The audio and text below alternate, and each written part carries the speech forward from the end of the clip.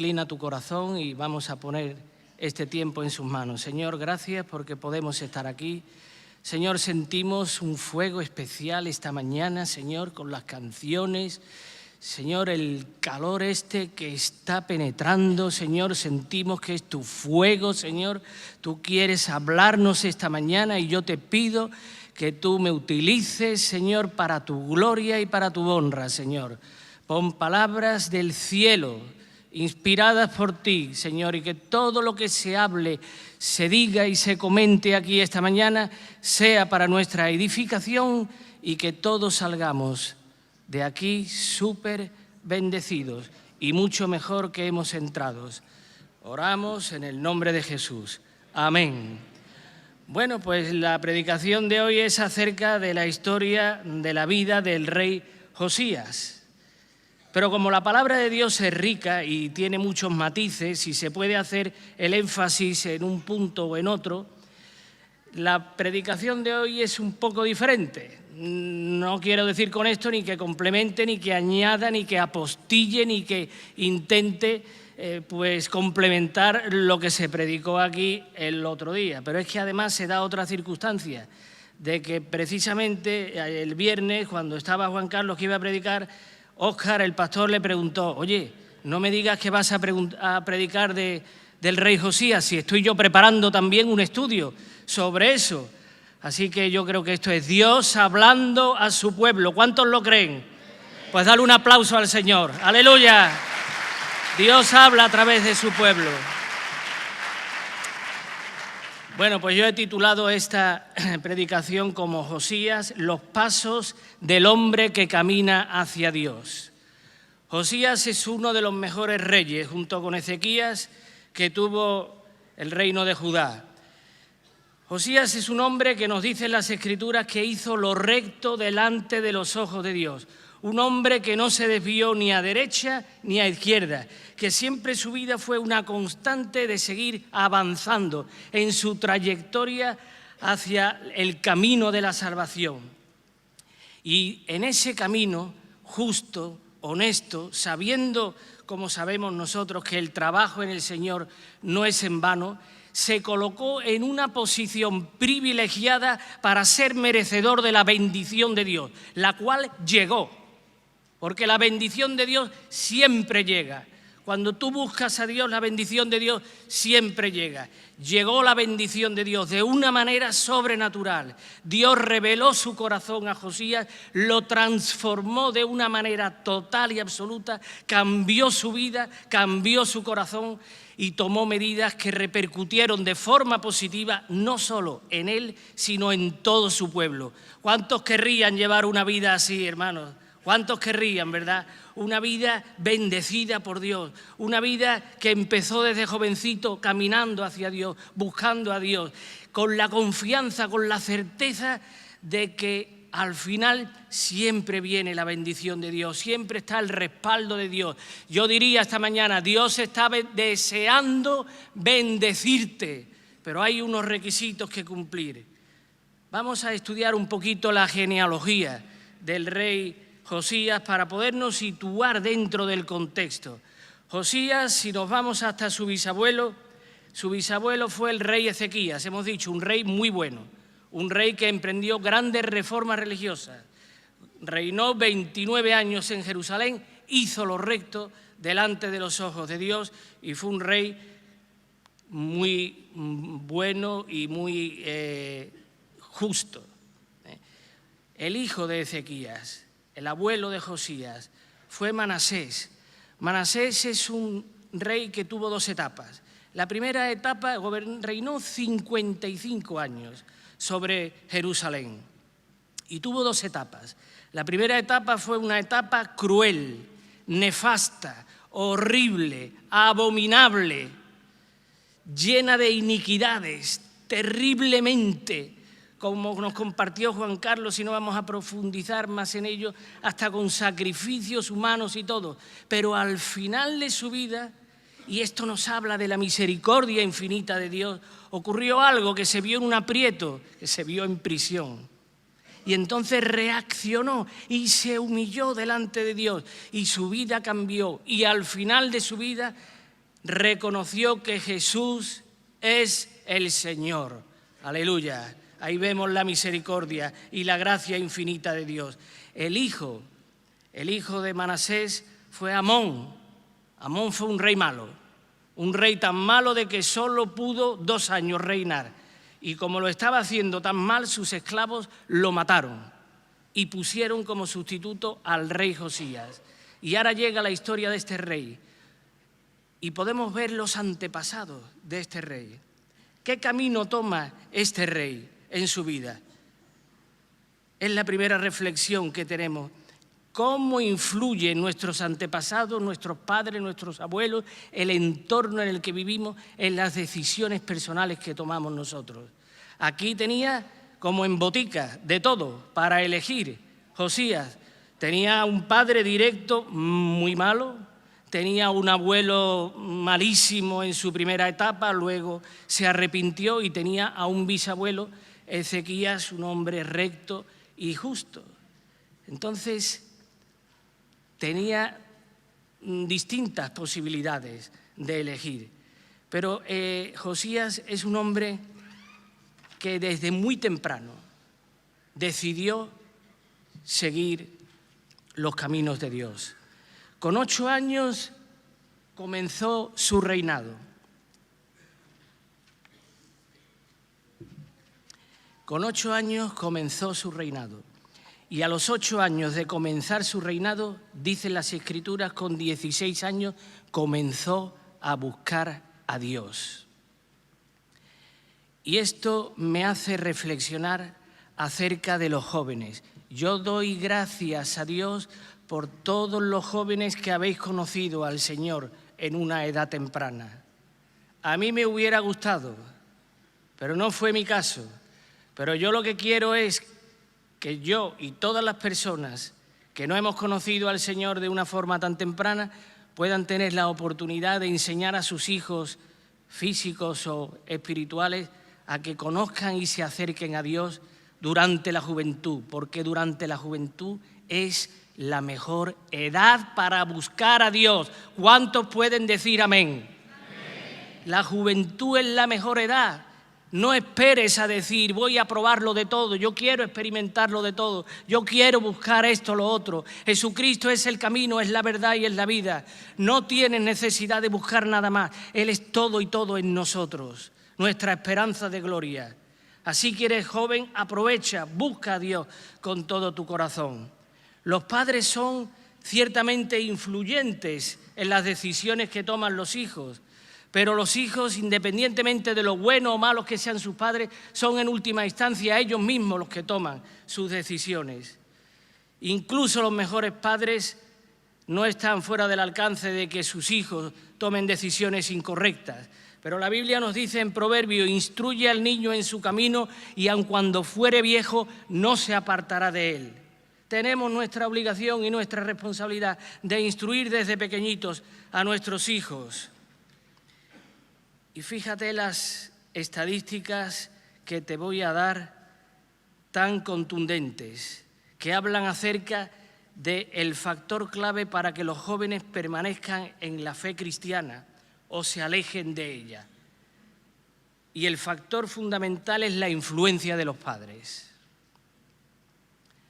Las estadísticas dicen que cuando ambos padres son fieles y activos en la Iglesia, el 93% de los hijos siguen esa misma dirección. Que cuando de los 2 padres hay solo uno fiel y activo, el porcentaje baja ya un 73%. Y que cuando hay ninguno de los 2 que son activos, son fieles, pero no son activos, baja ya al 53%. Y cuando los 2 son cristianos solo nominales, las estadísticas bajan hasta el 6%. Por tanto, yo invito a todos los padres que hay aquí a que si quieren que sus hijos sigan bajo su influencia y puedan seguir sus pasos, sean fieles y sean activos, porque hay estadísticas que nos hablan de que eso es una realidad, que los hijos continúan esos caminos. Josías a los 16 años comenzó a buscar a Dios. Y comenzó a buscar a Dios también a pesar de los malos ejemplos que tenía, como su padre. Es decir, que las circunstancias tampoco son definitivas. Hay hijos de padres alcohólicos o drogadictos que al final también continúan en los caminos del Señor. Seguimos, a los 20 años, dice que empezó a limpiar a Judá y a Jerusalén de todos los dioses ajenos. Se convirtió en un reformador religioso. Lo primero que hizo fue reconstruir el templo. ¿Por qué? Porque había unas grietas. ¿Y sabes lo que significan que hay grietas en una construcción, en una estructura? Pues que fallan las bases, que falla lo que es la estructura. Es un problema estructural, es un problema de bases. Es un problema de que no estamos edificando nuestras vidas sobre la roca, como nos habla Mateo, de que en la parábola de los 2 cimientos. Tenemos que edificar nuestra vida sobre la roca, sobre bases sólidas, para que no haya grietas. Y cuando vengan esas grietas, es lo primero que tenemos que hacer: taparlas, sanearlas, cuidarlas y quitarlas, por supuesto. Porque por las grietas empieza el diablo a quererse meter en nuestras vidas.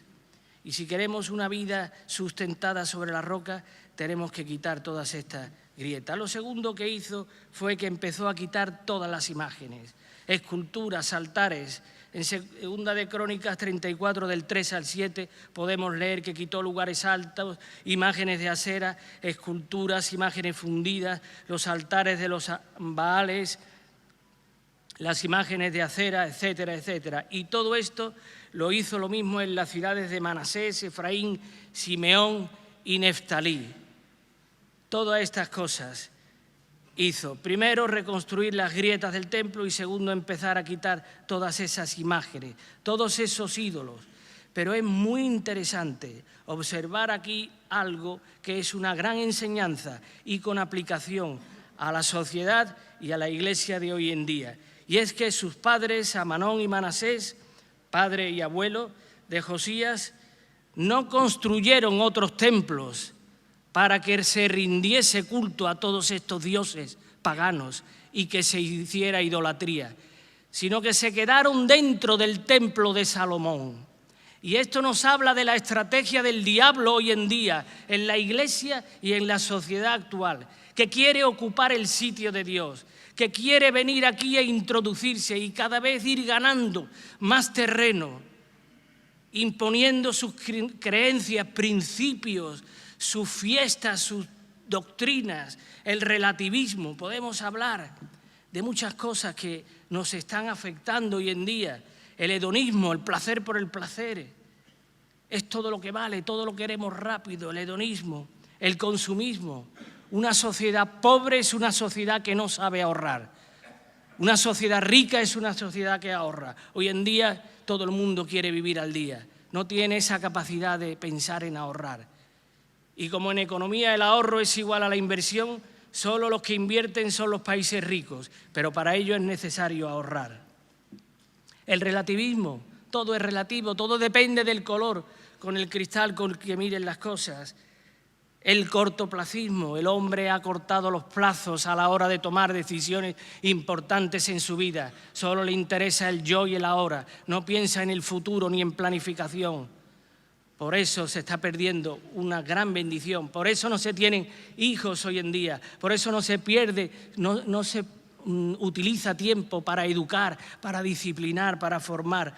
Lo queremos todo rápido. El humanismo poniendo al hombre como el centro de todo. Vivimos en la sociedad de la ansiedad y de la depresión. Y esto nos lleva a una sociedad donde tenemos a un hombre sin referente y sin remitente. Un hombre que no sabe a dónde quiere ni a dónde quiere ir ni a dónde va. Un hombre que no sabe de dónde viene.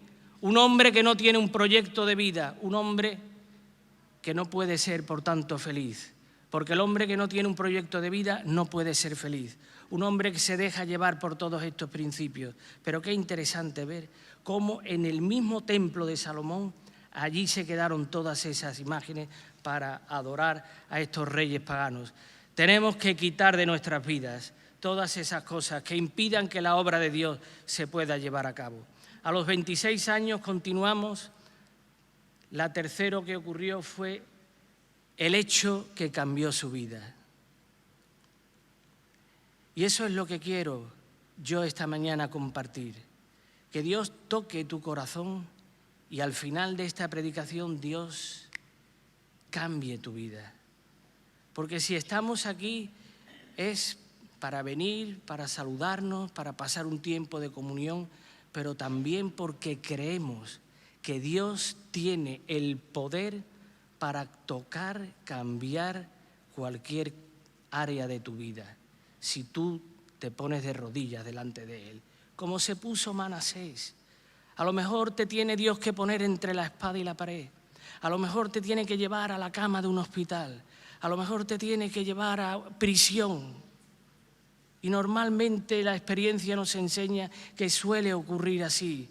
Pero yo te digo, no esperes, empieza a buscar a Dios desde la juventud. No espere a que pasen tantos años y tanto tiempo. Durante la reconstrucción del templo, lo cual nos enseña que la inspiración viene trabajando. Trabajando viene la inspiración. Y la revelación de Dios viene también trabajando.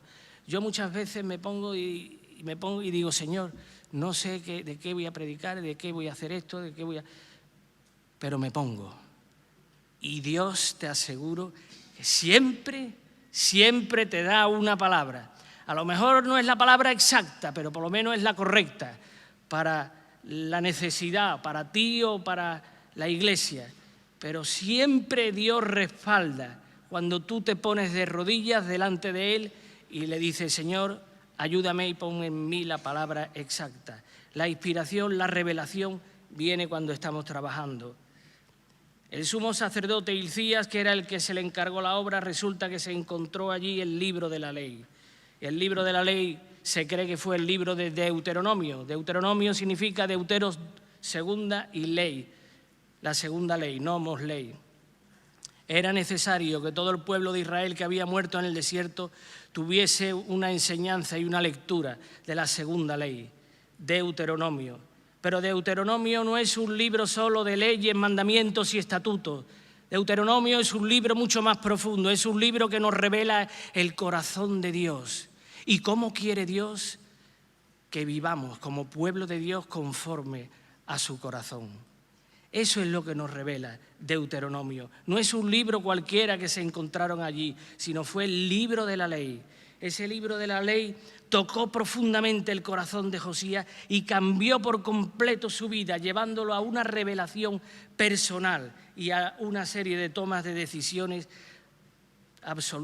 profundas.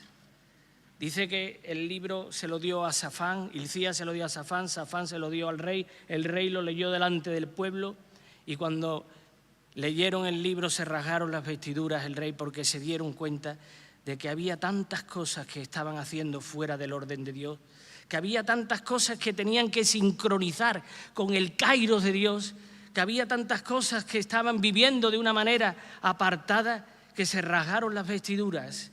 Y esto es algo sobre lo que tenemos que pensar, porque la palabra de Dios es viva y eficaz. Y muchas veces no queremos leer las Escrituras porque sabemos que Dios nos habla de una manera tan clara que no queremos vernos en el espejo reflejados, porque es como una espada de doble filo que penetra hasta las coyunturas y los tuétanos y que te discierne los pensamientos y las intenciones de tu corazón. Es decir, lo que piensas y el motivo de por qué lo piensas escudriña completamente tu vida y muchas veces no queremos ponernos cara a cara porque nos vemos desnudos y nos vemos con todas nuestras imperfecciones y con todos nuestros fallos. Y eso fue lo que pasó. a Josías. Josías sintió temor de Dios y fueron a consultar a la profetisa Hulda y le preguntaron si Dios tendría misericordia de su familia y de él. Y la respuesta de la profetisa fue que vendrían todas las maldiciones escritas en el libro al pueblo, pero que no les afectarían a ellos. Aleluya. Y recibió palabras de consuelo. Y Josías fue llevado, dice, serás llevado a tu sepulcro en paz y no verán tus ojos todo el mal que yo traigo sobre este lugar. Aleluya. Josías se convirtió no solo en un líder religioso, sino también en un líder político. Porque cuando hay unción, Dios te da poder. Y poder en el más amplio sentido de la palabra. Aprovechando la debilidad de Asiria, se dedicó a reconstruir el imperio y consiguió unificar otra vez Judá e Israel, porque era un hombre con el poder de Dios, un hombre que buscó primeramente el reino de Dios y su justicia, y Dios le dio una autoridad como político y una autoridad como hombre religioso. Y eso es lo que tenemos que buscar nosotros. Un líder religioso también. Dice que al final celebró la Pascua, pero de una manera no como una mera tradición familiar, sino como algo rememorando verdaderamente el significado, el sentido de que Dios había traído liberación a su pueblo, que había un despertar y un resurgir espiritual, que estaban siendo bendecidos recordando cómo Dios lo había sacado de la esclavitud y del pueblo de Egipto. Los había sacado físicamente y también de dentro de su corazón. Y celebraron una Pascua en la que el rey corrió con todos los gastos. Y fue una Pascua que desde los tiempos de Samuel no se recuerda ninguna otra. ¿Qué conclusiones podemos ir sacando ya para casi ir terminando? ¿Qué decisiones tenemos que tomar en nuestras vidas? Primero, yo creo que tenemos que buscar a Dios, y buscar a Dios desde la juventud, desde jóvenes. Jóvenes, estáis en el buen camino. Que nada ni nadie os separe y os aparte. Que no penséis como otros, quiero vivir o quiero experimentar o probar todo. No hay nada nuevo bajo el sol. Todo es vanidad de vanidades. Estáis en el camino correcto. Tenemos que buscar a Dios. Tenemos que tener una vida con comunión con Dios. En segundo lugar, tenemos que preferir solo a Dios, porque no se puede servir a dos señores, dice las Escrituras en Mateo 6:24, porque o se aborrecerá al uno y amará al otro, o se estimará al uno y menospreciará al otro. No podéis servir a Dios y a las riquezas. Preferir a Dios implica que tienes que quitar todo aquello que se ponga delante de Dios, como quitó Josías todos los ídolos. Yo quiero que reflexionemos esta mañana acerca de todas esas cosas que preferimos antes que a Dios, porque están impidiendo que puedas dar pasos caminando hacia la meta. Amar la casa de Dios, amar la presencia de Dios. Josías dijo a los levitas, poned el arca santa en el edificio, en el templo de Salomón, y ya no tendréis más que llevarla cargando sobre vuestros hombros. Esto nos habla de que tenemos que tener un amor por la presencia de Dios, por la casa de Dios, por la gloria de Dios, por la Shekinah de Dios, buscar esa gloria. Y ya no iba a ser un peso de que tenían que llevarlo, sino buscar de una manera natural, profunda esa presencia. Tenemos que amar la palabra de Dios también, que es lo que nos va a dar el temor de Dios, el principio de la sabiduría, temor de Dios.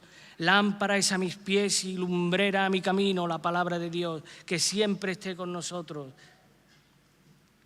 y que nos comprometamos con Dios para poder caminar con Dios y guardar sus mandamientos. Josías, como dijo Juan Carlos, vivió solo 39 años y vivió solo 13 años más. Empezó a gobernar con 8 y murió a los 39, o sea, 31 años. Pero fue una vida comprometida, una vida comprometida. Josías es una sombra de Jesucristo, pero fue humano. Y cometió su fallo también, como humano. Cometió su fallo porque no supo tener sensibilidad para oír la voz de Dios. Segunda de Crónicas 35, 22.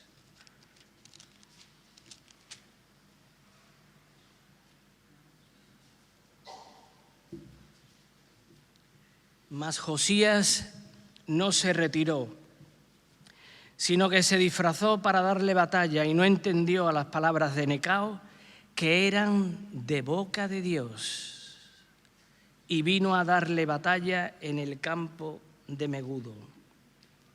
Necao, el faraón de Egipto, habló con Josías, rey de Judá, y le dijo: Josías, apártate del camino, que voy a ir en apoyo de los asirios, porque tengo miedo de este imperio dominante que está empezando a coger la máxima autoridad, que es Babilonia.